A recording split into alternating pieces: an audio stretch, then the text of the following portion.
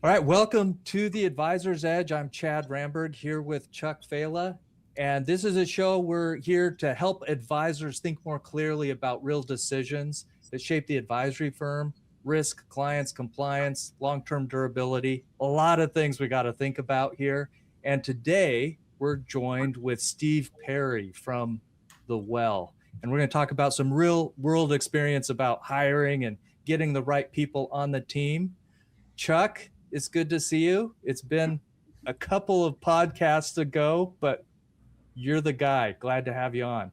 You bet, Chad. It's always good to join you on these chats, and this is one of particular interest to me because we've been growing and hiring, so eager to get some tips on how we can do even better with that.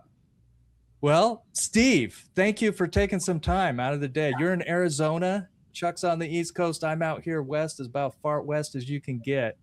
So thanks for joining us, and give us just the elevator pitch of what The Well does. And then we're going to get into a little bit about you. Yeah. And we'd love to hear what got you to this point. Yeah, absolutely. Well, thanks so much for having me, Chad and Chuck. It's a pleasure to join you. I'll preface, if you see me sweating, the AC went out in our office and it's still not fixed. So it's 84. I imagine it'll be about 90 by the time we finish up. So you are making me nervous and you're making me sweat. So no. So The Well, I'll give you like our New York Stock Exchange. You know, we're a vertically integrated AI-powered professional services firm operating in a talent acquisition services niche. So that sounds cool, but really what we do is we work with growth stage RIAs and independent wealth management firms and help them get the advisor, leadership, and support staff that they need to scale their firm. I kind of look at it as, the keyword right now, or the fight, is organic growth versus inorganic growth. We're the second half of organic growth, business development, talent acquisition. And so that's where we come in. We're the turnkey for that. We only do W-2. So everyone knows 25 people who will help you find advisors to help buy or integrate their practice into yours. We do not do that. We do everything else. Yeah. Yeah. The interesting thing, one thing I love about The Well is you guys only work in financial services. Is that right? Yeah. I'm like an over truth teller. And so that is almost true. We have dribbled a little bit into like the wealth tech space because there's so much crossover. And some people wouldn't even distinguish, but there are a few wealth tech firms that we work with that are looking for the same avatar. But we're really trying to feed our data source. We're building the talent graph for the wealth management industry. So the thesis is, Chad, over the next handful of years, we want to be able to take a new firm and the owner or head of talent and do an intake call with them, know exactly what questions to ask them about where their firm is at and what their talent plan is, or help them build that. And then based on those questions, we already have the talent graph that will say, hey, these are the 7 people with a 98.6% chance of lasting 3 years in your company based on all the data we have. Here you go. Very cool. Well, what got you into the wealth space? Because obviously talent acquisition is important for any good firm, but saying, hey, I want to focus on financial advisors, RIAs, wealth space. How'd you end up there? Just give us a little background. Yeah, so I would say probably like most people accidentally, right? So we also like no one started in this business. They were at the wirehouse, insurance broker, dealer, something like that.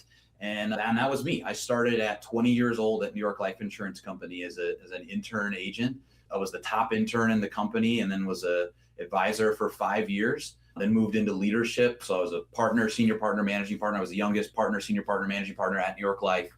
Built a team of 40 advisors, then ran a firm for 2.5 years in Texas, grew that from 40 to almost 100 advisors over a couple of years. And then my last stop was in Minnesota. I ran the Minnesota office for them. We had about 125 people. And so I've interviewed thousands and thousands of advisor candidates, hired hundreds of them, personally built recruiting teams, built leadership teams, doing that. And, it's interesting, right? Like we all run our own businesses here. You spend 17 years under a big blue box Fortune 100 banner, and you talk to people about building their own wealth management practice day in and day out. Pretty soon you're gonna be like, why do I still work for someone else? So yes. So after 17 years, I did what 99.9% of the world would say is a stupid decision and left a $900,000 a year job to do a startup. And now we're 2.5 years into that. I bet that triggered some questions for Chuck. I've got a bunch of questions. So, Yeah. number one, that doesn't surprise me at all. And I think you see a lot of people in our industry that make those types of decisions, right? Going from a secure, 900,000 to a less secure, but potentially much larger enterprise value, right? And I think that's kind of becoming more and more evident these days. But the question I have, and as Chad knows, I like to go straight to the granular because I'm always trying to get advice, from my firm, Sovereign. And we're in the process of hiring quite a bit because we've been growing quite a bit, in large part for some of the media work that I've been doing. That's just rocket fuel for growth, as I'm sure you well know. But my question is this, with regards to assessments, right? And just to kind of frame this, about 4 years ago, Sovereign was like the Chuck show. It was me, a junior partner, and $100 million of lifestyle assets. Fast forward to today, we're, well over $1 billion, 30 people on the team, 20 of which are advisors, and all this. And the reason why I bring it up within that context is, now we're starting to operationalize the entire business, right? The way you run a 2 or 3 person business, as you guys both well know, is very different than a 20 or 30 person business. And I'm sure it's even far different than a 100 person business. So all the things that I would make fun of, as little as 4 or 5 years ago, like KPIs and metrics and PTO, true story. I didn't know what a PTO was because I've never had a real job in my entire life. I was like, what is this PTO people keep talking about? Yep. So here's my question after a very lengthy lead up. Assessments, right? We've been using something called PXT or PTX or something. Are you familiar with that? No. And no, okay. It's some kind of an assessment. It's part of a lot of acronyms here. We started implementing EOS, Entrepreneurial Operating System, which we've been really happy with. And Chad, we should probably do an episode on this. Oh no. Yeah. Buddy. But the follow-up to that, for those that aren't watching, it's a Traction, the book Traction, which is kind of the first book on that. And then the thing that I've really been digging into, and then we'll get back on track, is the algorithm, which is a Tesla story. We'll have some good conversation next week when we're in NorCal. Okay. Yeah, that sounds good. So anyway, all these things that I truly would have been making fun of, like metrics and KPIs and PTOs and EOS and all this other, now we're really embracing, and I see the value of it. But what about these assessments? We've used them, and so far we found them to be actually pretty darn effective. The Colby Index is another one. Do you guys use those, and are they relevant, and do they work? Are they predictive? So no, we don't use them. We have some clients that require them for their own personal hiring. We personally don't. I mean, so this is probably not a bragging point. I think I've hired 70 or 80 people for our company in the last 2.5 years. We've actually built 2 different companies that we've had to tear down and rebuild. And I would say that they're only good if you use them all of the time and then you use the follow-up. Like, how does that person integrate into our company? I am a big fan of strength finders. We did that initially with the first few hires in our team, and I think that's the core of our team. I think that was very powerful. We don't use them because some clients need different ones for their structure, and they're not any good if you don't do anything with them afterwards. So I would say our thesis is we're looking at, from a professional services provider, what is most predictive of success across the board. And so we're building our own IP in that. So that's, honest truth of how I look at it. But it sounds like you guys you found one and you're sticking with it, and then it's proliferating through the culture and the operating system of your company. And that is the way it works. Yeah. And I think it's a matter of being consistent. You mentioned Strength Finder. What is that? Is that a specific thing, or is that just a generic thing? Yeah, I think it's Strength Finders 2.0, I think is the name of the most recent book. And it's got 8 different types of people. And you want those, and I might even be mixing it up because it was 2.5 years ago. I know we did it in New York Life, and we did it. My partner and I did it when we started, and I was where it was like, yep, we're like this. We have all the exact opposite skills, and so we will work very well together. Our third hire we brought in was like, yep, they got a little bit of this and a little bit of that, and so. But beyond that, we haven't done it. So I believe it's Strength Finders 2.0, and just different personalities and how they interact together. Is it an assessment tool as well? Okay. Yeah. There seem to be a lot of these, and I've always been sort of aware of them, but now that we're getting a little bit more dialed in, we're trying to formalize all of our processes, including our hiring process, having something. And I think to your point, there's probably a lot of good ways to do it, but it's a matter of being consistent with it. Pick one, Mhm. unless it's really just not working, but as long as it's working, pick one, lean into it and just stay consistent with it. And we found it to be helpful. Yeah, no, that's super good. And you're right at the right spot for that too, right? Like it's not gut decision doesn't make sense anymore. Yeah, for sure. Yeah, it's interesting. We use one that's kind of a high level one just for initial intake for every employee. And then if they're a higher level employee, more, closer to the C-suite, we have one that goes a little bit deeper to make sure that we can match them together. But what I hear you saying, Steve, is the main thing is you pick some and you use them, but you also want to make sure that you're getting that feedback loop as they get into it so it becomes most effective. Otherwise, it might just be a waste of time. Did I misread you? Yeah, no, definitely. You have to stick with it. I would say more so on the, diverting a little bit, not to get Chuck off of his point, but I find, at least in the hiring process, having what Chuck said, like, what's our interview process? What does success look like in this role, 30, 60, 90 days? And then interviewing to that and being extremely accountable to hitting every one of those. Like someone has to own that, and then being extremely accountable to each of those objectives and those deadlines. My philosophy is hire fast and fire fast. Because talent goes so quickly. Like they're interviewing 4 other places, and if I don't have any red flag, like I'm not hiring if there's any red flags. I'm questioning all yellow flags and being extremely clear on what the expectations are. And then when we don't hit those expectations, we hire for a living, but I know there's plenty of other people out there. So we go to the next in line. And so with that, I find that the longer someone's in the seat, then maybe, and the company is getting to your size, right? 20 to 30 people. That's where we start to identify those, where are people's personalities and how do they play into each other. One other thing I would say, my philosophy in building the company, and this really goes back to probably everyone's kind of experience, like when you start at the Wirehouse or you start at New York Life, that person's expected to wear every single hat, right? Marketing, business development, prospecting, planning, closing, sales, service, all of the things.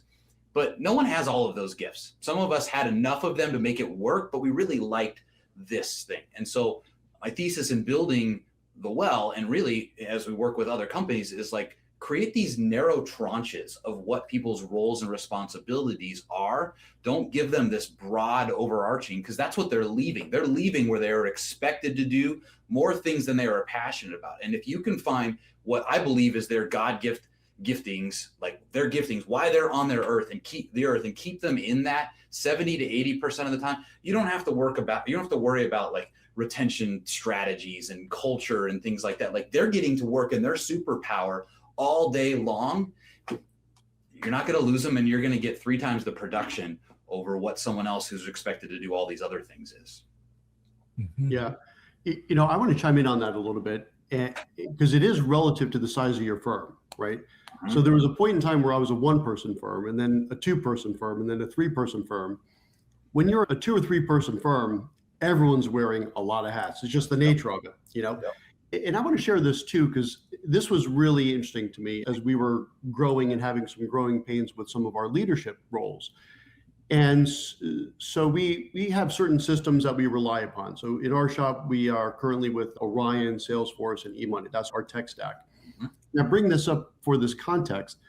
When we were looking to build out, our trading system, I was like, let me hire someone that has, big company experience, maybe someone from Orion.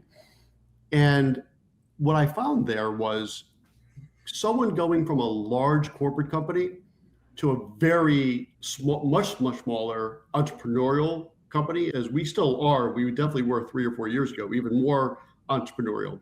Mm-hmm. It was such a bad fit. Mm-hmm. Because they were coming in, Steve, to your point, looking for what is their lane. I was like, you got all these lanes. Yeah. Your lane is to do whatever we need to get done, as is mine. And I'm the founder CEO, and I still have multiple lanes, let me tell you.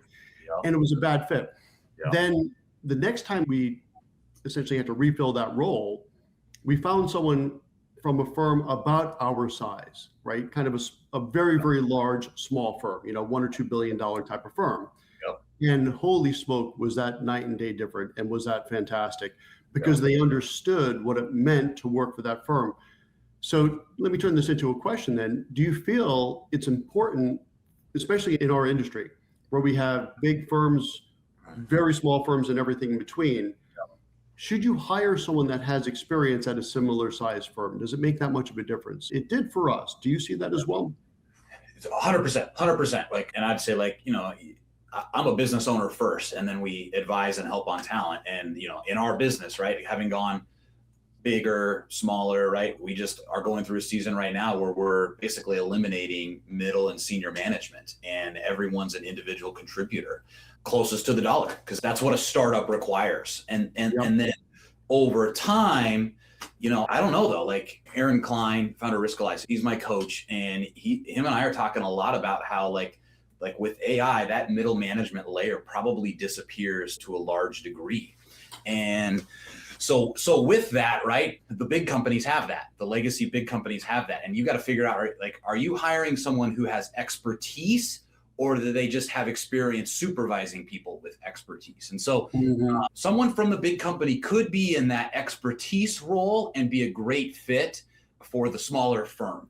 And the problem is discerning, right? A lot of the, like we hired a guy who was leading a $200 million a year recruiting team, and he's phenomenal. And it's an old school recruiting firm, and he is phenomenal. But we need, like, as much as he wanted to be part of a startup, like, it's different. It's just different. Everyone has to contribute. Everyone has to, everyone has to be able to bring revenue into the company, basically. And there's no room for not touching the customer when you're at a certain size. And I think that size is going to get bigger and bigger. So I would totally agree with you, Chuck. Yeah. Interesting. Yeah. Tell me a little bit more, Steve, about when you talk about recruiting, retention versus the enterprise value and how that interconnects, or how that, because you've got a lot of experience in this area. Just help us connect all the dots there, because clearly we all want to grow, do better for our clients. Yeah. How does that look in real life? Well, you look at wealth management, and the return multiple on human capital is ridiculous. You know, we know we know the net EBITDA margins, 30-40%. An average producer, you know, if you look at Kitsis's research, if they're in a solo producer model, they're bringing in $250,000 to $300,000 in revenue. But if you've got a diamond going on, like they're $1 million plus, your ROI on that is 3, 4, 5x. And so if you can build, if you can figure out the first half of organic growth, like how do we get business in, which I love. I mean, media is the ticket, right? All of our firms that are doing phenomenal right now, media is bringing in all of their revenue. The only other missing piece is how do we scale talent? And I'll just tell you, like, I've spent $2 million of my own money trying to build this thing, trying to get it right. I have as much experience, I think, as you could hope to have. Someone who's willing to step in and try to solve this problem is freaking hard. And I haven't gotten it right yet. Like, we've got a lot of things figured out, but when a client that's scaling looks at me and says, hey, we're going to build our own internal talent acquisition. We hired a chief people officer or a head of talent. I keep close contact to them, because pretty soon we're going to have a conversation again. And they look at it, it's like, yeah, I'll hire a $75,000 recruiter and we'll be good. We'll be able to hire 15 people and not pay you $300,000 for that. And I'm like, it doesn't work like that. And so the building that well of talent for your company, so some have done that. Some have done all right with that. When you talk to the hiring managers, they'll go, no, we're not getting the people we need to see in this. But I believe human capital is the biggest return on investment for enterprise value for a wealth management firm. And even look at the enterprise value with building an internal team and the fixed cost in that, and that's killing your EBITDA, versus the contractor of using an outsourced firm that you can turn on or off for bringing that talent in, right? Like, you're going to get an EBITDA multiple on that as well. So those are a lot of the things we looked at when we were building this out and our value proposition. Yeah, well, I got to give you credit, is you definitely have some things figured out, because a sister company of ours, you helped them get a key person in place. So thank you for that. You got some great stuff figured out. Thank you. Thanks, Chad. But to pivot a little bit for what you're seeing, excuse me, the demand for. So right now we're building out a tax division for our shop. And that seems like it's becoming very popular, and I think for good reasons. Are you seeing a lot of demand for that? A lot of people looking for tax advisors specifically? Yep. That's, I would say, probably, I'd say probably 20% of our, how we get into there's always that thorn in the side for a firm. Like, gosh, I cannot find a this. And so, all right, fine, we'll pay you. And then our hope is to retain them as a long-term client as they grow. And probably 20% of our initial conversations are, we're trying to build a tax department. Can you find us a CPA? And that's where it starts. So there's a lot of that. I will tell you the hack is not a CPA, it's an EA. Without question.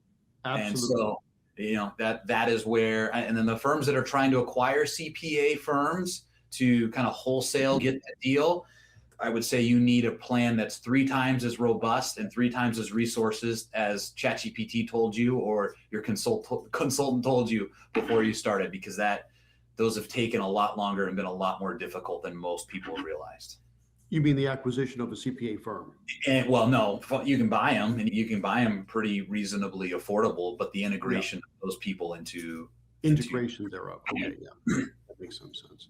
Yeah, but I definitely think too, just as an industry, that's really where the puck is going, right? I think there's not going to be too many more years before, everything is just essentially under one roof, or at least with very tight coordination, because, clients, especially younger clients, as they're getting older, they're getting more money under their, ownership. They don't want their investment person, their tax person, their estate person, their insurance person. They kind of want their person. Yeah. But they want that person to be, very tightly integrated with all those other pillars. Either really in-house, which is the direction we're going, or at least, for the solo practitioner, and I'm a big believer in the solo practitioner, right? I love that side of this business because it's so doable. Our business doesn't have very high barriers to entry. If you are a solo practitioner, you're still going to want to have those good relationships. The accountant may not be a W-2 the way we're doing it at our shop because we have the scale to do it, but at least you have a real solid accountant that you can interact with. And I think that's going to become increasingly just table stakes. Totally. And I'd say, my perspective, the friction is like, do you have to hand it over to someone else that has a different business card? And like, I'm a client just as much as I'm a provider, just as much as I used to be in the business.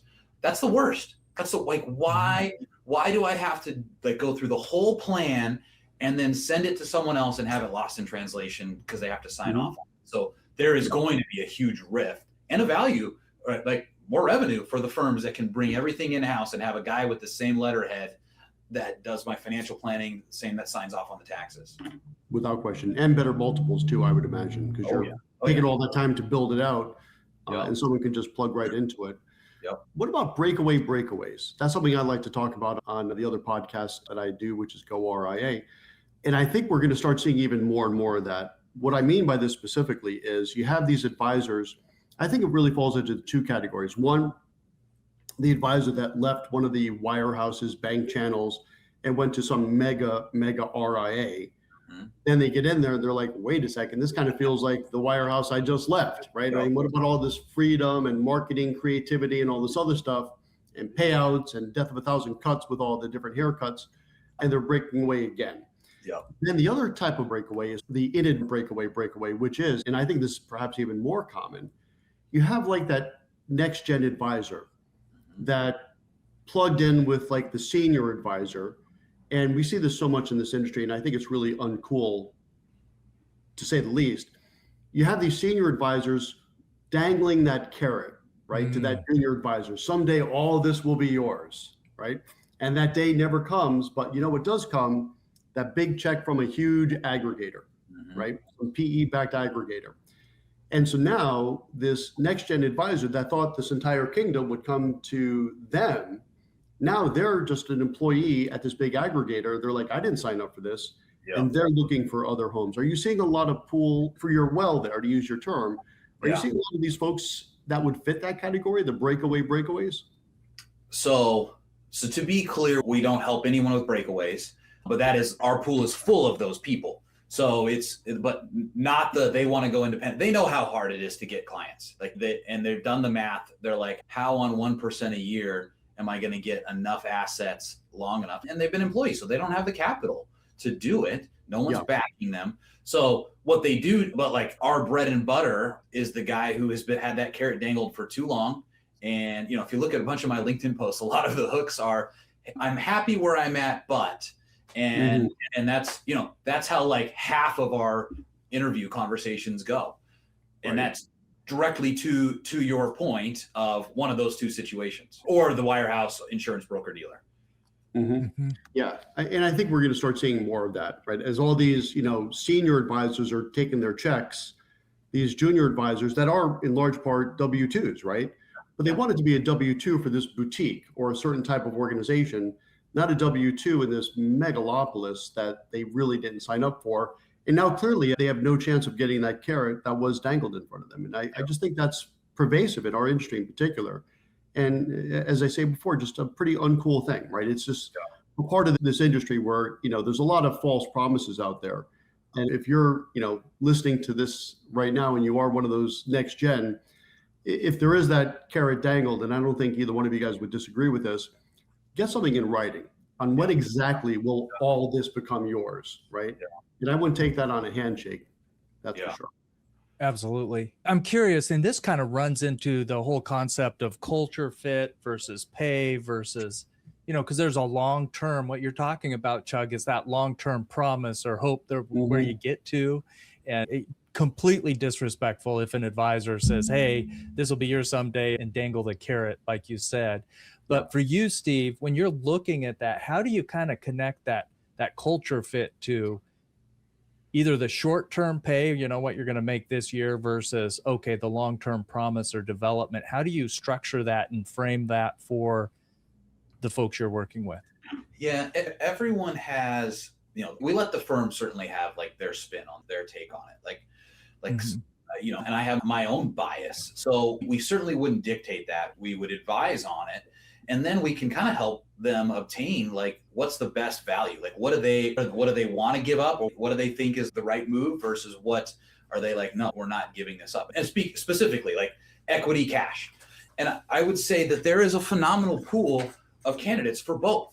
So if you're a firm that believes in, look, we want everyone in the shared success and we're pushing for the multiple, then equity, ISOs, RSUs, whatever you want to do there, that should be key. Like, so for us, right, we just made the decision to issue ISOs for the whole company because we're focused on enterprise value. And there's ways you run the company that don't necessarily have a short-term return for your stakeholders, decisions and things that you make where, whatever their comp plan is, but have a significant outsized return on the back end. And if that's what you as a leadership team are going for, then align everyone with that.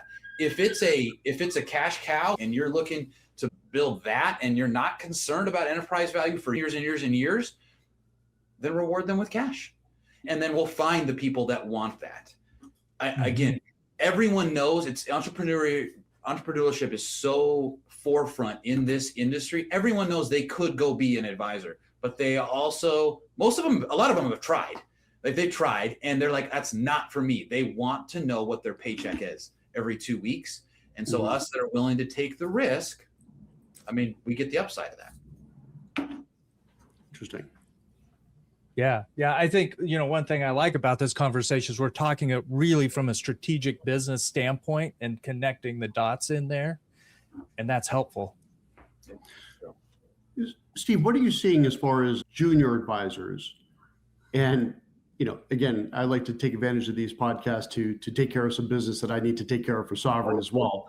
But I'm at the point where, I need to bring in a junior person to help. So I run Sovereign, but I also run a personal book of business. And just, to give you some background on this, I'm hoping to not run Sovereign by this fall, right? So we have an internal succession for the people that will run the enterprise, right? So as Chad has heard this a lot of times, like I don't need to be in another meeting about why an API connection is not working or what the current audit looks like or things like that. I can live a very enjoyable last chapter in my career, not ever talking about APIs. But I do love running my book of business, right? I've been doing it for a long time. These are people, I've been to their weddings, they've been to mine, we travel together. It's not really backbreaking work, right? So I enjoy that part of it still very much. But I need someone to work as a junior partner. Are you seeing a lot of advisors looking to do that these days, or do they want to just have full ownership of an entire book? No, they're usually coming to us a year too late. So they're 3 years from where you are right now. And they're like, if I'm honest, I wanted to hang it up a while ago. If I'm honest, I didn't want to answer any more emails about beneficiaries, and I have a team for that, but they still send it to like I need my people to feel like they have a guy or have a gal. Yeah. And so we get a lot of that. 60% of our placements are W-2 advisors. Many of those are the junior ones, and again, you got to do it. You got to do it earlier, and it's hard, right? Because you build for so long, and you're like, gosh, I've spent so many years building and reinvesting. I kind of like to capitalize on these cash flow positive heavy years. And then it's like, okay, now I ought to do something about it. But it's a couple years before you really, truly feel it like, I trust that this person is going to answer every question just like I would. And my friends I'm vacationing with are going to get the same level of service. Yeah.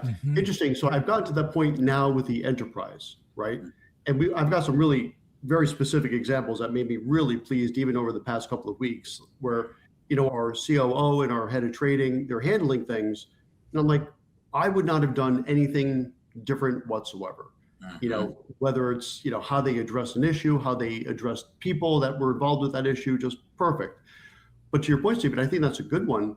I don't think I'm too late for doing the succession planning for the enterprise, but I'm in no way early for it, right? I think you want to do it as soon as you possibly can, because it does take, to your point, a good couple of years before you get all that institutional knowledge out of your head into someone else's, and then also into written policies for the enterprise. And now, I want to spend the next couple of years doing that with the junior. But, in my case, this junior is going to be a junior for a long time because I still have another 15 plus years in working my personal book of business. But do you find that juniors are willing to stay in that junior role for that long, or is this going to be a kind of a revolving door if I'm looking for something like that? You don't want that. You don't want, I mean, think about the end, right? Like you want someone who's built like you. Your clients want someone who's built like you to take care of. So a couple things could happen, right? Probably what will happen if you truly want to go another 15 years, you'll find that right person, and you'll click and you'll be like, yep, I love, this is great. This is more rewarding than building this machine with EOS and KPI, API reviews and KPI meetings. I don't like doing that anymore, but I love having this guy or this gal here and meeting my clients.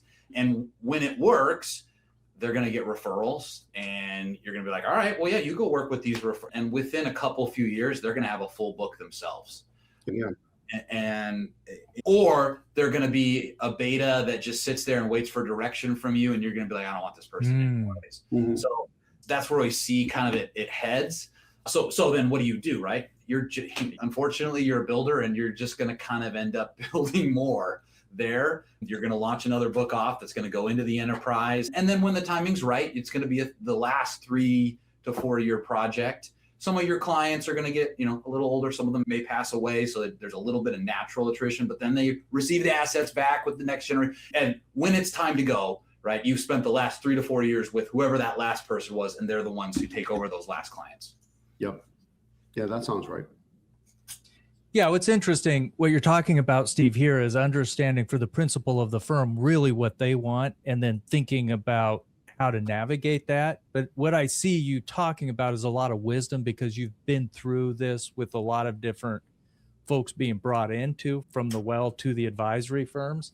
How do you, when you're thinking of the different roles in an advisory firm, and obviously it's going to be different given the size of the firm, but how do you think about it from an operational versus a planner versus, how are you thinking of those roles and helping guide and principal of a firm, guide them and how they should think about it with whatever perspective they're coming at it with?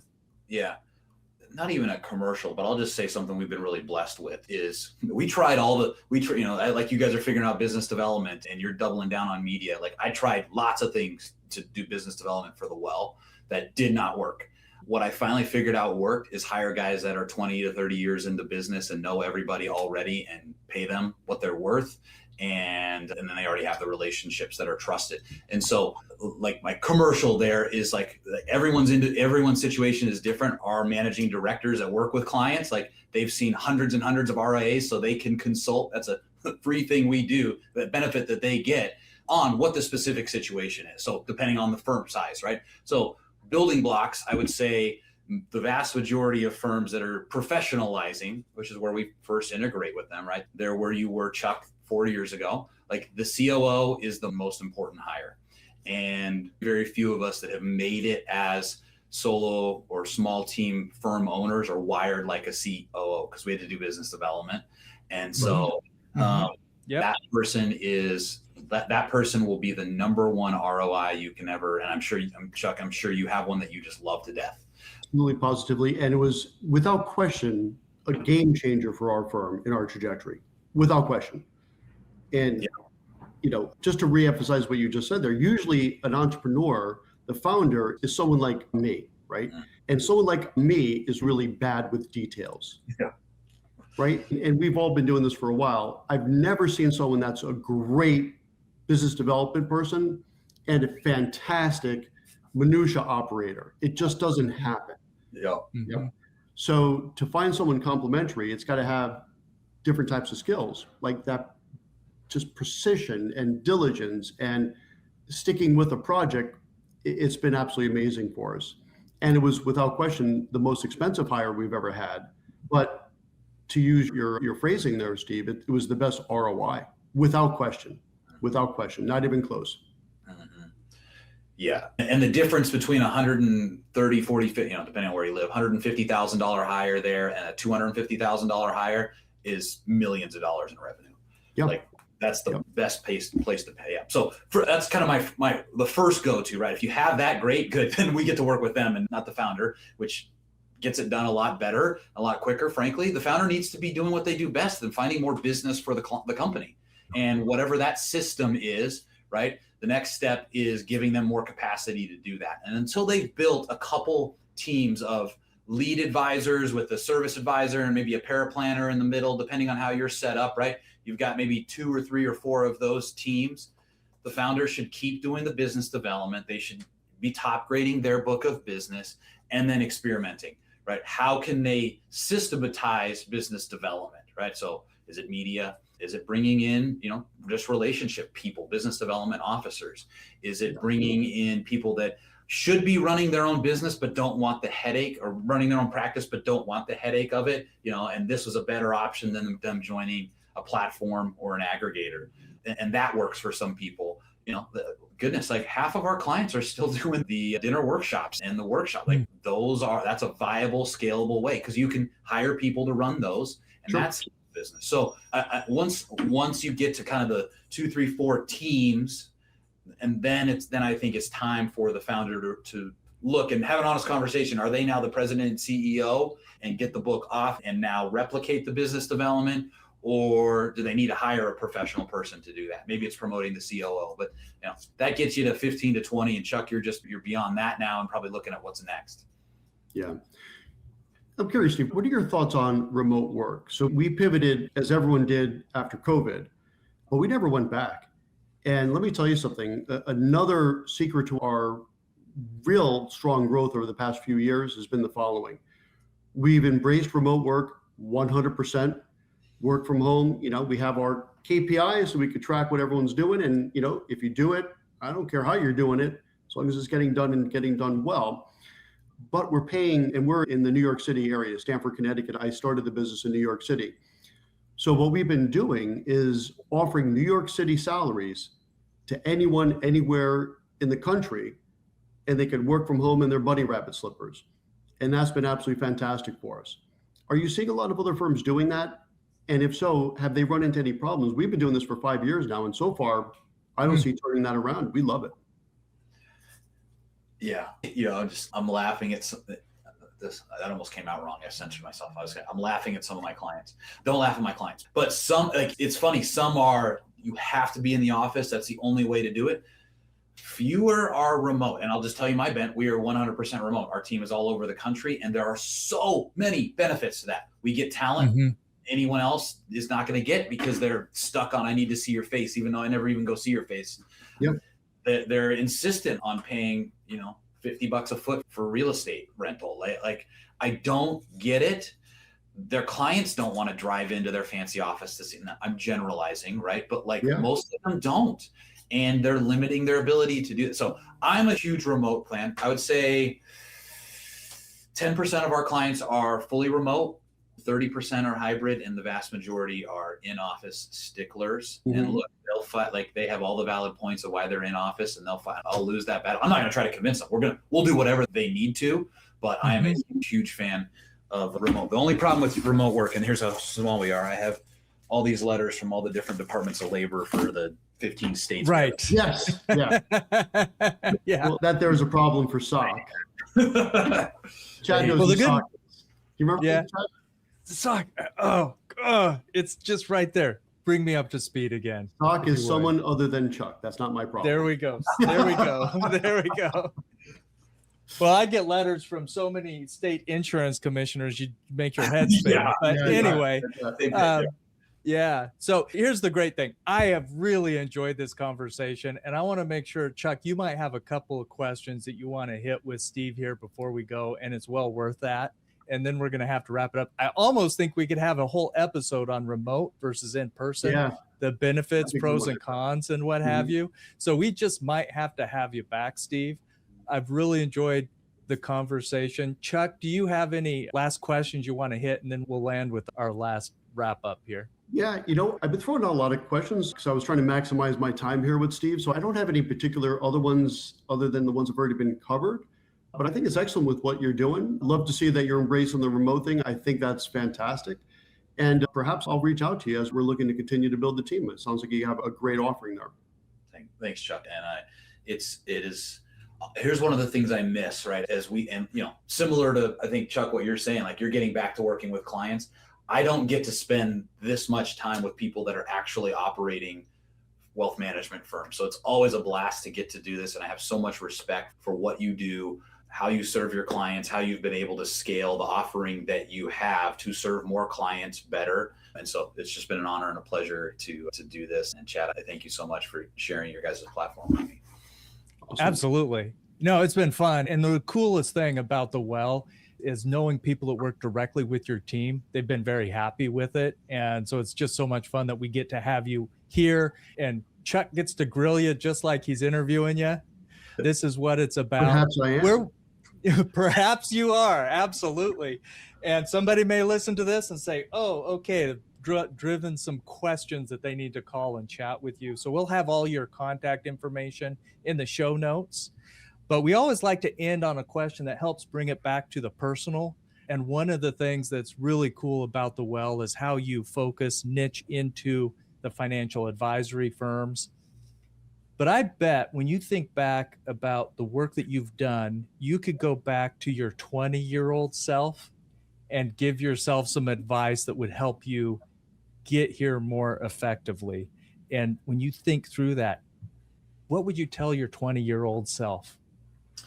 I would tell my 20-year-old self to read the book Living Forward and develop a life plan based on significance, not success, as early as possible.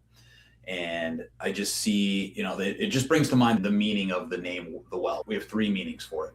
The first one is everyone I know that's in the financial services, wealth management business. Many of them came from very humble beginnings, worked very hard, dug a very deep well that's going to provide an incredible lifestyle for them, their kids, probably their grandkids and great grandkids. It's a well of resources for people in the industry. Second meaning is that building a well of talent is a very difficult thing to do, but no firm survives without a deep, sustaining source of talent for that firm. And then the third one is our company was created to be a deep, sustaining source of financial resources to do missions work and nonprofit work all around the world that we think is doing things that is significant and not just successful. And so, for me, figuring that out at some point in my career, the earlier I would have done that, the more direct my path would have been versus kind of chasing a lot of things that didn't matter along the way. And we certainly chase plenty of things that we figure out later that maybe it didn't matter. But I won't ask you what those were. But what I do appreciate is you link it all together. And I can tell, Steve, that you're forthright and upfront. And I think that serves everyone well. And you're connecting it with your day-to-day. So it's pretty awesome. Thank you for joining us today. Thanks, guys. Yeah, it was great, Steve. Thanks. Yeah, thanks, Chuck.